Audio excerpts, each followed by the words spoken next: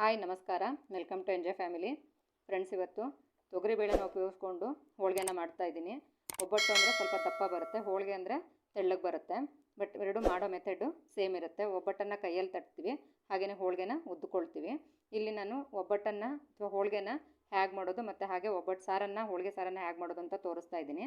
ಮೊದಲಿಗೆ ಬೇಳೆನ ಕುದಿಸ್ಕೊಂಡ್ಬಿಟ್ಟು ಕಟ್ಟನ್ನು ಸಪ್ರೇಟ್ ಮಾಡ್ಕೊಂಡಿದ್ದೀನಿ. ಈ ಕಟ್ಟನ್ನು ಸಪ್ರೇಟ್ ಮಾಡ್ಕೊಂಡಾದಮೇಲೆ ಉಳಿದಿರೋ ಬೇಳೆಗೆ ಬೆಲ್ಲ ಹಾಕ್ಕೊಂಡ್ಬಿಟ್ಟು ಬೆಲ್ಲ ಮತ್ತು ಏಲಕ್ಕಿ ಶುಂಠಿ ಪುಡಿ ಹಾಕ್ಕೊಂಡು ಹೂರಣ ರೆಡಿ ಮಾಡ್ಕೊಂಡಿದ್ದೀನಿ. ನಾನು ಪ್ರೀವಿಯಸ್ ವಿಡಿಯೋನಲ್ಲಿ ಹೂರಣ ಒಬ್ಬಟ್ಟನ್ನು ಅಥವಾ ಹೋಳಿಗೆನ ಹೇಗೆ ಮಾಡೋದು ಅಂತ ತೋರಿಸಿದ್ದೀನಿ. ಅದರಲ್ಲಿ ಯಾವ ಥರ ಹಿಟ್ಟನ್ನು ಕಲಿಸ್ಕೋಬೇಕು ಮತ್ತು ಹೇಗೆ ಹೂರಣ ಮಾಡ್ಕೋಬೇಕು ಅನ್ನೋ ಮೆಥಡನ್ನು ಅದರಲ್ಲಿ ತೋರಿಸಿದ್ದೀನಿ. ಅದರ ಲಿಂಕು ಕೂಡ ಇದರಲ್ಲಿ ಡಿಸ್ಕ್ರಿಪ್ಷನಲ್ಲಿ ಹಾಕಿರ್ತೀನಿ.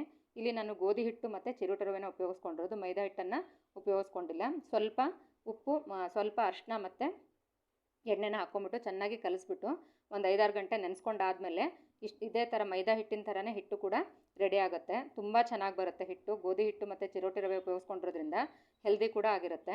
ಇಲ್ಲಿ ಇವಾಗ ಕಣಕ ಮತ್ತು ಹೂರಣನ ಸಮನಾಗಿ ತೊಗೊಳ್ಬೇಕು. ಸ್ಟಾರ್ಟಿಂಗ್ ಮಾಡೋರಾದರೆ ಸ್ವಲ್ಪ ಜಾಸ್ತಿ ತೊಗೊಳ್ಳಿ ಕಣಕನ. ಕಣಕ ಅಂದರೆ ಕಲಿಸ್ಕೊಂಡಿರುವಂಥ ಹಿಟ್ಟು, ಹೂರಣ ಅಂದರೆ ಸ್ಟಫಿಂಗು. ಇವಾಗ ನಾನು ಎರಡು ಸಮ ತೊಗೊಂಡಿದ್ದೀನಿ. ಹಾಗೆಯೇ ಇಲ್ಲಿ ಕೈಯಲ್ಲಿ ಪ್ರೆಸ್ ಮಾಡ್ಕೊಂಬಿಟ್ಟು ಈಗ ಇದಕ್ಕೆ ಹೂರಣನ ಫಿಲ್ ಮಾಡ್ಕೊಳ್ತಾ ಇದ್ದೀನಿ. ಸ್ಟಾರ್ಟಿಂಗ್ ಮಾಡೋರಾದರೆ ಸ್ವಲ್ಪ ಕೈಗೆ ಹಿಟ್ಟು ಇಲ್ಲಾಂದರೆ ಎಣ್ಣೆ ಹಚ್ಕೊಂಡೇ ಮಾಡ್ಕೊಳ್ಳಿ. ಎಣ್ಣೆ ಹಚ್ಚಿದ್ರೇ ಬೇಗ ನಿಮ್ಗೆ ಈಸಿಯಾಗಿ ಫಿಲ್ಲಿಂಗ್ ಮಾಡ್ಕೊಳ್ಳೋದಕ್ಕೆ ಸುಲಭವಾಗುತ್ತೆ. ಈ ಥರ ಎಲ್ಲ ಕಡೆಗೂ ಫುಲ್ ಕ್ಲೋಸ್ ಆಗಬೇಕು. ಆ ಥರ ಇದು ನೋಡಿ, ಈ ಥರ ಫಿಲ್ ಮಾಡಿಕೊಂಡ್ರೆ ಸಾಕು. ಇವಾಗ ನಾನಿಲ್ಲಿ ಹೋಳಿಗೆನ ಒತ್ತೋದಕ್ಕೋಸ್ಕರ ಹಿಟ್ಟನ್ನು ಹಾಕ್ಕೊಳ್ತಾ ಇದ್ದೀನಿ, ಎಣ್ಣೆ ಹಚ್ತಾ ಇಲ್ಲ. ಸ್ಟಾರ್ಟಿಂಗಲ್ಲಿ ನೀವು ಹಿಟ್ಟನ್ನು ಹಾಕ್ಕೊಂಬಿಟ್ಟು ಕೈಯಲ್ಲಿ ನಿಮ್ಗೆ ಎಷ್ಟು ಸಾಧ್ಯವೋ ಅಷ್ಟು ಅಗಲಕ್ಕೆ ತಟ್ಕೊಳ್ಳಿ. ಅಂದರೆ ಹೊಸದಾಗಿ ಮಾಡೋರಾದರೆ ನೀವು ಯಾವಾಗಲೂ ಮಾಡ್ತೀರಾ ಅಂತಂದರೆ ಆರಾಮಾಗಿ ಮುತ್ಕೋಬೋದು. ಇವಾಗ ನೋಡಿ, ಈ ಥರ ಅಗಲ ಮಾಡ್ಕೊಂಡಾದ್ಮೇಲೆ ಒಂದು ಅಂಗೈಯಷ್ಟು ಅಗಲ ಆದಮೇಲೆ ನೀವು ಆರಾಮಾಗಿ ಇದನ್ನು ಚೆನ್ನಾಗಿ ಒತ್ಬೋದು. ಅಂದರೆ ಸೈಡ್ಗಳನ್ನು ಚೆನ್ನಾಗಿ ಉದ್ಕೊಂಡು ಹೋಗಿ. ಆಮೇಲೆ ನಿಮ್ಗೆ ಎಷ್ಟು ತೆಳ್ಳಗೆ ಬೇಕೋ ಅಷ್ಟು ತೆಳ್ಳಗೆ ಒಬ್ಬಟ್ಟು ಅಥವಾ ಹೋಳಿಗೆ ರೆಡಿ ಆಗುತ್ತೆ. ಮತ್ತು ಕೈಯಲ್ಲಿ ಕೂಡ ಎತ್ತು ಹಾಕ್ಬೋದು ಫ್ರೆಂಡ್ಸ್. ಈ ಥರ ಹಿಟ್ಟನ್ನು ಹಚ್ಕೊಂಡಿರೋದ್ರಿಂದ ನೀವು ಆರಾಮಾಗಿ ಚಪಾತಿ ಥರ ಕೂಡ ಎತ್ಬೋದು. ಇವಾಗ ನಾನಿಲ್ಲಿ ರೋಲಲ್ಲೇ ಎತ್ತಿ ಹಾಕ್ತಾಯಿದ್ದೀನಿ. ಇಲ್ಲ ಅಂತಂದ್ರೆ ಕೈಯಲ್ಲೂ ಕೂಡ ಎತ್ತಿ ಹಂಚ ಮೇಲೆ ಹಾಕ್ಕೊಂಡು ಫ್ರೈ ಮಾಡ್ಕೋಬೋದು.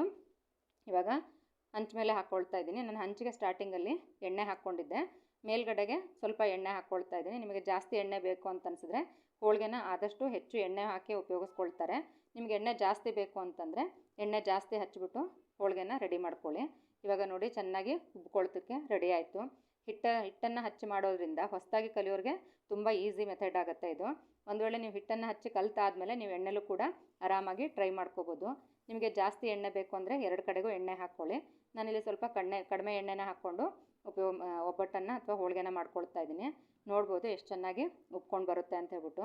ನಾವು ಹಿಟ್ಟನ್ನು ಹಚ್ಚು ಕೂಡ ತುಂಬ ಹಿಟ್ಟನ್ನು ಹಚ್ಚಿ ಉದ್ದಿರೋದ್ರಿಂದ ಹೋಳಿಗೆ ಕೂಡ ಎಲ್ಲೂ ಹೋಲಾಗಿಲ್ಲ ಮತ್ತು ತುಂಬ ಚೆನ್ನಾಗಿ ಉಬ್ಬಿಕೊಂಡು ಬಂದಿದೆ.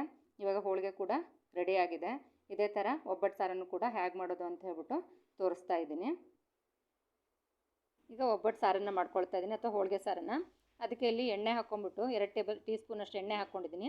ಧನಿಯಾ 1 ಟೀ ಸ್ಪೂನ್ನಷ್ಟು, ಲವಂಗ 2, ಏಲಕ್ಕಿ 1 ಹಾಕ್ಕೊಂಡಿದ್ದೀನಿ. ಹಾಗೆಯೇ ಕಾಲು ಸ್ಪೂನ್ನಷ್ಟು ಮೆಂತ್ಯ, ಹಾಗೆಯೇ 1 ಟೀ ಸ್ಪೂನ್ನಷ್ಟು ಜೀರಿಗೆ, ಅರ್ಧ ಟೀ ಸ್ಪೂನ್ನಷ್ಟು ಸಾಸಿವೆನ ಹಾಕ್ಕೊಳ್ತಾ ಇದ್ದೀನಿ. ಇಷ್ಟು ಚೆನ್ನಾಗಿ ಎಣ್ಣೆಲಿ ಚಟ್ಪಟ ಅಂತ ಸಿಡಿಯೋವರೆಗೂ ಫ್ರೈ ಮಾಡ್ಕೋಬೇಕು.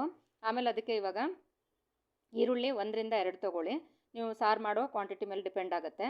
ಹಾಗೆಯೇ 3 ಒಣಮೆಣ್ಸಿಕಾಯಿ, 10ರಿಂದ 12 ಎಸಳಷ್ಟು ಬೆಳ್ಳುಳ್ಳಿ, ಮತ್ತು ಹಾಗೆಯೇ 15ರಿಂದ 20 ಎಸಳು ಅಥವಾ 2-3 ಕಡ್ಡಿಯಷ್ಟು ಕರಿಬೇವನ್ನು ಹಾಕ್ಕೊಳ್ತಾ ಇದ್ದೀನಿ. ಇವು ಕೂಡ ಚೆನ್ನಾಗಿ ಎಣ್ಣೆಲಿ ಫ್ರೈ ಆಗಬೇಕು. ಆಮೇಲೆ ಸ್ಟೌವನ್ನು ಆಫ್ ಮಾಡ್ಕೊಂಬಿಟ್ಟು ಇದಕ್ಕೆ ಅರ್ಧ ಕಪ್ನಷ್ಟು ಕಾಯಿ ತುರಿ ಹಾಕ್ಕೊಂಡಿದ್ದೀನಿ. ಹಾಗೆ ಕೊತ್ತಂಬರಿ 1 ಹಿಡಿಗಿಂತ ಜಾಸ್ತಿನೇ ಹಾಕ್ಕೊಂಡಿದ್ದೀನಿ. ಮತ್ತು ಇವಾಗ ರುಬ್ಬಿಟ್ಕೊಂಡಿರೋ ಹೂರಣದಲ್ಲಿ 1 ಗೋಲಿ ಗಾತ್ರದಷ್ಟು ಹೂರಣನ ಹಾಕ್ಕೊಳ್ತಾ ಇದ್ದೀನಿ. ಸ್ವಲ್ಪ ಸ್ವೀಟ್ ಅಂಶ ಇದ್ದರೆ ಚೆನ್ನಾಗಿರುತ್ತೆ. ತಣ್ಣಗಾದ್ಮೇಲೆ ಮಿಕ್ಸಿ ಜಾರ್ಗೆ ಹಾಕ್ಕೊಂಡು ಅದಕ್ಕೆ ಉಪ್ಪನ್ನು ಹಾಕ್ಕೊಂಡು ನುಣ್ಣಗೆ ಪೇಸ್ಟ್ ಮಾಡ್ಕೊಂಡಿದ್ದೀನಿ. ಪೇಸ್ಟು ಕೂಡ ರೆಡಿಯಾಗಿದೆ. ಇವಾಗ ಇದಕ್ಕೆ ರುಬ್ಕೊಂಡಿರೋ ಮಸಾಲೆನ ಕಟ್ಟನ್ನು ಕುದಿಯೋದಕ್ಕೆ ಇಟ್ಕೊಂಡಿದ್ದೀನಿ. ಅದಕ್ಕೆ ಇವಾಗ ಹಾಕ್ಕೊಂಡ್ರೆ ಆಯಿತು. ನಿಮಗೆ ತೆಳ್ಳಗೆ ಬೇಕಿದ್ದರೆ ತೆಳ್ಳಗೆ ಮಾಡ್ಕೊಳ್ಳಿ. ಸ್ವಲ್ಪ ಗಟ್ಟಿ ಬೇಕಿದ್ದರೆ ಹೂರಣ ಜಾಸ್ತಿ ಹಾಕ್ಕೊಂಡ್ರೆ ಗಟ್ಟಿಗೆ ಬರುತ್ತೆ. ಇಲ್ಲಾಂದರೆ ಕಾಯಿ ತುರಿ ಆದರೂ ಜಾಸ್ತಿ ಹಾಕ್ಕೋಬೋದು. ಬಟ್ ಒಬ್ಬಟ್ಟಿನ ಸಾರು ಎಷ್ಟು ತೆಳ್ಳಗಿರುತ್ತೋ ಅಷ್ಟು ಚೆನ್ನಾಗಿರುತ್ತೆ. ಅದಕ್ಕೆ ಹಾಗೆಯೇ ಹುಣಸೆಹಣ್ಣನ್ನು ಹಾಕ್ಕೊಳ್ತಾ ಇದ್ದೀನಿ. ನೀವು ಬೇಕಿದ್ದರೆ ಇದನ್ನು ರುಬ್ಬೋ ಕೂಡ ಉಪಯೋಗಿಸ್ಕೋಬೋದು. ಮತ್ತು ಹಾಗೆ ಅರಿಶಿನ ಮತ್ತು 1 ಟೀ ಸ್ಪೂನ್ನಷ್ಟು ಉಪ್ಪನ್ನು ಹಾಕ್ಕೊಳ್ತಾ ಇದ್ದೀನಿ.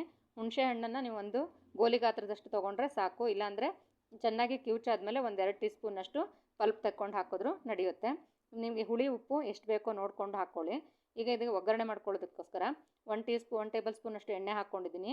ಇಂಗು, 1 ಟೀ ಸ್ಪೂನಷ್ಟು ಸಾಸಿವೆ, ಒಣಮೆಣ್ಸಿಕಾಯಿ, ಆಮೇಲೆ ಕರಿಬೇವು ಮತ್ತು ಒಣಮೆಣ್ಸಿಕಾಯನ್ನ ಮತ್ತು ಖಾರದ ಪುಡಿನ ಹಾಕ್ಕೊಂಡು ಒಗ್ಗರಣೆ ಮಾಡ್ಕೊಳ್ತಾ ಇದ್ದೀನಿ. ಇಷ್ಟನ್ನು ಒಗ್ಗರಣೆ ಮಾಡಿಕೊಂಡ್ರೆ ಸಾಕು. ನೀವು ಇದಕ್ಕೆ ಬೇಕಿದ್ದರೆ ಬೆಳ್ಳುಳ್ಳಿ ಮತ್ತು ಈರುಳ್ಳಿನೂ ಕೂಡ ಹಾಕ್ಕೋಬೋದು. ಬೆಳ್ಳುಳ್ಳಿನ ಜಜ್ಜಿ ಹಾಕ್ಕೊಳ್ಳಿ, ಈರುಳ್ಳಿನ ಚಿಕ್ಕ ಚಿಕ್ಕದಾಗಿ ಕಟ್ ಮಾಡಿ ಹಾಕ್ಕೋಬೋದು. ಆಮೇಲೆ ಇದಕ್ಕೆ ಒಗ್ಗರಣೆನ ನಾನು ಸಾರಿಗೆ ಕುದಿಯೋ ಕಟ್ಟಿಗೆ ಸೇರಿಸ್ಕೊಳ್ತಾ ಇದ್ದೀನಿ. ಒಂದು 5ರಿಂದ 10 ನಿಮಿಷ ಇದನ್ನು ಚೆನ್ನಾಗಿ ಕುದಿಯೋದಕ್ಕೆ ಬಿಡಿ. ಮತ್ತು ನೊರೆ ಜಾಸ್ತಿ ಬಂತು ಸಾರು ಮೇಲೆ, ನೊರೆ ಏನಾದರೂ ತುಂಬ ಹೊತ್ತಿನವರೆಗೂ ಕುದ್ರೆ ಹೋಗಿಲ್ಲ ಅಂದರೆ ಸ್ವಲ್ಪ ಉಪ್ಪಿನಂಶ ಕಡಿಮೆ ಇರುತ್ತೆ ಅಂತ ಹೇಳ್ಬಿಟ್ಟು ಒಂದ್ಸರಿ ಟೇಸ್ಟ್ ಮಾಡಿ ಉಪ್ಪನ್ನು ಹಾಕಿ. ಇದು ಚೆನ್ನಾಗಿ ಕುದ್ದಾದಮೇಲೆ ಒಬ್ಬಟ್ಟು ಸಾರು ರೆಡಿ ಆಗುತ್ತೆ.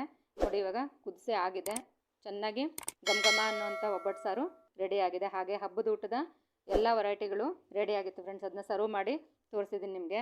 ಇವತ್ತು ಮಾಡಿರೋಂಥ ಈಸಿ ಮೆಥಡಲ್ಲಿ ಹೇಗೆ ಬಿಗಿನರ್ಸ್ ಕೂಡ ಹೇಗೆ ಒಬ್ಬಟ್ಟನ್ನು ಮಾಡ್ಕೋಬೋದು ಅಂತ ತೋರಿಸ್ಕೊಟ್ಟಿದ್ದೀನಿ. ಹಾಗೆಯೇ ಒಬ್ಬಟ್ಟು ಸಾರನ್ನು ಮಾಡಿದ್ದೀನಿ, ತುಂಬ ರುಚಿಯಾಗಿರುತ್ತೆ. ಹಾಗೆಯೇ ಹಬ್ಬದ ಟೈಮಲ್ಲಿ ಇವಾಗ ಯುಗಾದಿ ಹಬ್ಬ ಬರ್ತಾ ಇದೆ, ನೀವು ಕೂಡ ಇದನ್ನು ಟ್ರೈ ಮಾಡಿ ನೋಡಿ. ಮತ್ತು ಹಾಗೆಯೇ ತೋರಿಸಿರುವಂಥ ಹಿಟ್ಟನ್ನು ಹಚ್ಚಿ ತೋರಿಸುವಂಥ ಒಬ್ಬಟ್ಟು ಹೇಗಿತ್ತು ಅಂತ ಹೇಳ್ಬಿಟ್ಟು ತಿಳಿಸಿ, ಕಮೆಂಟ್ ಮೂಲಕ ಮರಿದೇನೆ ತಿಳಿಸಿ. ಹಾಗೆ ಇವತ್ತು ಮಾಡಿರೋಂಥ ರೆಸಿಪಿ ಇಷ್ಟ ಆಗಿದ್ದರೆ ಲೈಕ್, ಕಮೆಂಟ್ ಮತ್ತು ಶೇರ್ ಮಾಡಿ. Thank you.